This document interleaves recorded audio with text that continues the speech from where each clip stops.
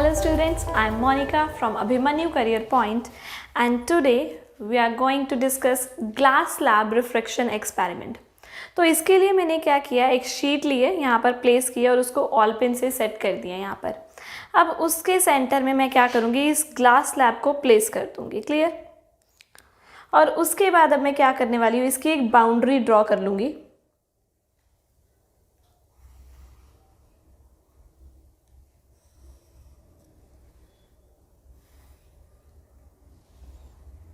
Like this. Clear. अब क्या करूँगी, अब हमें पता है एक इंसिडेंट रे आएगी. पहले एक इंसिडेंट रे खुद से ड्रॉ कर लेते हैं, जो इंसिडेंट रे हमें डालनी है इसमें. क्लियर. Like this. इसको मैंने यहाँ पे ऐसे ड्रॉ कर लिया. क्लियर. अब क्या करूँगी, इसी इंसिडेंट पे मैं क्या करूँगी, दोबारा से ग्लास स्लैब प्लेस कर देती हूँ उधर.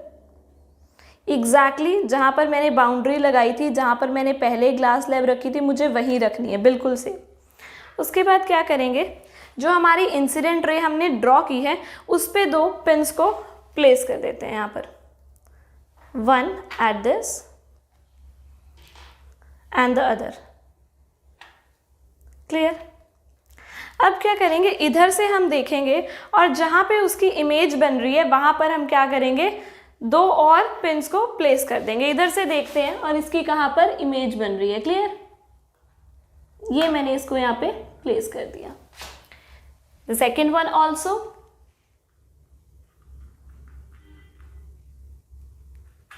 Like this. क्लियर.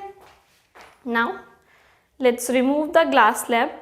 और ये जो यहाँ पर ये जो बाकी की दो ऑल पिन्स आई है, जिनकी जो इमेज बनी थी ये, उसको ड्रॉ करते हैं कि ये कहाँ पे बन रही है.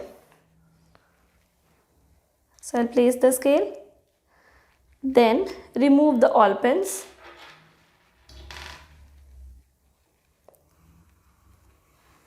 Here it is. So you can see here कि यहाँ पर क्या है, ये मेरी इंसिडेंट रे थी. देन ये क्या था, सरफेस, जहाँ पर मीडियम क्या है, चेंज हो रहा है. तो यहीं पे हम क्या ड्रॉ करेंगे, नॉर्मल ड्रॉ करेंगे. नॉर्मल क्या होती है, उस सरफेस का परपेंडिकुलर. पर कैसा परपेंडिकुलर, जो इंसिडेंट रे के ही प्लेन में हो. प्लेन चेंज नहीं होना चाहिए, इन द सेम प्लेन. सो ये मैंने ड्रॉ कर ली है नॉर्मल रे. ये कैसी थी, इंसिडेंट रे. ये इंसिडेंट रे और नॉर्मल रे के बीच के एंगल को क्या कहते हैं, एंगल ऑफ इंसिडेंस. क्लियर. उसके बाद ये रे एक्चुअल में तो सीधी जानी चाहिए थी, पर हमें पता है कि सीधी नहीं जा रही है, थोड़ी सी बेंड कर गई है, तभी तो इसकी इमेज इंसिडेंट रे वाली रे पे नहीं बनी है, कहीं और बनी है. सो इन दोनों रेस को अगर हम ज्वाइन करें, ये हमें मिला इधर. सो ये क्या हो गई है, बेंडिंग हो गई है. तो अगेन यहाँ पर अगर हम देखें, दिस वाज नॉर्मल जो हमने पहले ड्रॉ की है. एक्चुअल में रे जानी कहाँ चाहिए थी, जो इंसिडेंट रे थी बिल्कुल वहीं पर जानी चाहिए थी, लेकिन लाइट थोड़ी सी इधर को बेंड कर गई है. सो ये जो एंगल बना है नॉर्मल और रिफ्रैक्टेड रे के बीच का, this is called as angle of refraction. Clear. Next, यहाँ पर आपको पता है फिर से मीडियम चेंज हो रहा है. जब ग्लास से एयर में आ रही है तो वहां के लिए नॉर्मल ड्रॉ करेंगे. Again the perpendicular. ये जो लाइट जो इमर्ज हो रही है, जहां पर इमेज बनी थी, जहां पर हमने पिन्स को प्लेस किया था, दैट वाज इमर्जेंट रे. और जो एंगल बना है इमर्जेंट और नॉर्मल रे के बीच में, that is called as angle of emergence. Clear. So पहला क्वेश्चन तो यहाँ पर यह कि ये बेंडिंग हुई क्यों है, सीधी क्यों नहीं गई. This was the actual incident ना, दिस वाज एक्चुअल इंसिडेंट. तो वो वहीं पर क्यों नहीं गई, थोड़ी सी ऐसे डिस्प्लेस हो गई है. ये ऐसा इसलिए हुआ, you can see the first medium जहां पर मैंने पहले पिन्स लगाई थी, दैट वाज एयर. और उसके बाद वो जो पिन्स की लाइट थी, पिन से जो लाइट निकल रही थी, वो कहाँ पे एंटर करी, ग्लास स्लैब में जो मैंने प्लेस की थी यहाँ पर. और उसके बाद लाइट रे फिर से कहाँ पे एंटर करी, एयर में एंटर करी, जहाँ पर उसकी इमेज बनी थी और मैंने फिर से पिन्स को प्लॉट किया था. So you know air is a gas. Gas में पार्टिकल्स क्या होते हैं, बहुत दूर दूर होते हैं. अगर कहीं पार्टिकल्स दूर दूर है और वहाँ से लाइट पास कर रही है, सो यू नो वहाँ पर लाइट की स्पीड क्या होगी, ज़्यादा होगी. It's like we are travelling in a car जहाँ पर ट्रैफिक बहुत कम है, तो हमारी कार की स्पीड क्या होती है, ज़्यादा होती है. सो वी नो कि यहाँ पर स्पीड क्या होगी, एयर में स्पीड बहुत ज़्यादा होगी. Then the light ray enter to glass slab. Glass क्या है, we know glass is a solid. Solid में पार्टिकल्स बिल्कुल टाइट होते हैं, साथ में जुड़े होते हैं. मतलब एक कार जिसमें हम ट्रैवल कर रहे हैं, बहुत ट्रैफिक है आसपास, बहुत सारी कार्स और खड़ी है, तो वहाँ पर हमारी लाइट की जो स्पीड होगी वो कम हो जाएगी, हमारी कार की जो स्पीड है वो कम हो जाएगी. तो सिमिलरली यहाँ पर हम लिख सकते हैं ग्लास स्लैब में हमारी स्पीड ऑफ लाइट क्या है, बहुत कम है. अगेन फिर से मीडियम चेंज हो रहा है, वी नो. फिर से लाइट ग्लास स्लैब से एयर में एंटर करी है. ग्लास स्लैब में speed of light was very less, और फिर हमें पता है एयर में स्पीड ऑफ लाइट क्या है, बढ़ गई है. तो यहाँ पर फिर से स्पीड ऑफ लाइट में क्या आ गया है, चेंज आ गया है. सो जब भी स्पीड ऑफ लाइट में चेंज आता है तो लाइट क्या करती है, बेंड करती है. तो यहाँ पर अगर आप देखो स्पीड ज़्यादा थी एयर से, ग्लास स्लैब स्पीड कम थी. यहाँ पर स्पीड का क्या हुआ है, डिक्रीज हुआ है. जब स्पीड का डिक्रीज हुआ है तो लाइट क्या कर गई है, टुवार्ड्स दी नॉर्मल बेंड कर गई है, टुवार्ड्स दी नॉर्मल. और फिर यहाँ पर इन द सेकेंड केस जब दोबारा से मीडियम चेंज हो रहा है, you can see glass slab से एयर में एंटर कर रही है, स्पीड इंक्रीज कर रही है. और जब लाइट की स्पीड इंक्रीज करती है वो फिर से बेंड करती है, लेकिन यहाँ पर जो बेंडिंग होती है वो अवे फ्रॉम द नॉर्मल होती है. क्लियर.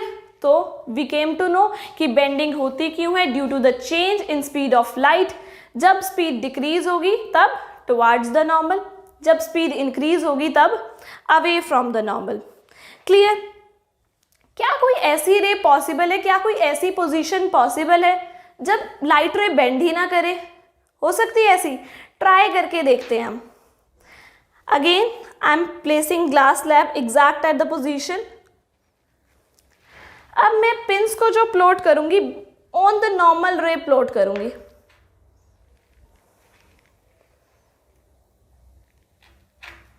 क्लियर. और उसकी इमेज ड्रॉ करके देखती हूं.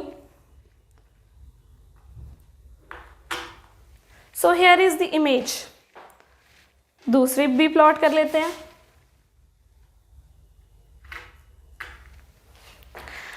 यहां पर आपको पता चल रहा है लाइट रे बेंड ही नहीं करी, स्ट्रेट चली गई. लाइट रे बेंड ही नहीं करी और क्या चली गई, स्ट्रेट चली गई. अब इनको रिमूव करके लाइन ड्रॉ कर लेते हैं. यू कैन सी ये क्या चली गई, स्ट्रेट चली गई. वाई, यहाँ पर बेंडिंग क्यों नहीं हुई, समझे इस चीज़ को. तो आपने refractive index, second law of refraction के बारे में पढ़ा है. सेकेंड लॉ ऑफ रिफ्रैक्शन क्या होता है, साइन आई अपॉन में sine are is equals to some constant, और वो कांस्टेंट क्या होता है, रिफ्रैक्टिव इंडेक्स. और रिफ्रैक्टिव इंडेक्स हमें पता है क्या बताता है, एक्सटेंट ऑफ बेंडिंग. यानी अगर बेंडिंग ज़्यादा होगी तो इस कांस्टेंट की वैल्यू क्या होगी, ज़्यादा होगी. अगर बेंडिंग कम होगी तो ये कांस्टेंट की वैल्यू भी क्या होगी, कम होगी.